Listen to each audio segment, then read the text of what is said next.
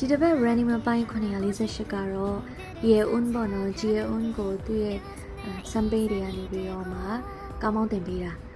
အဲ့တော့သူကဆရာ၃ယောက်ရေးထားတယ်ယူဂျေဆော့ရဲ့ကင်ဂျုံကိုရဲ့ချွဲတဲ့နေရပေါ့ဒီ၃ယောက်က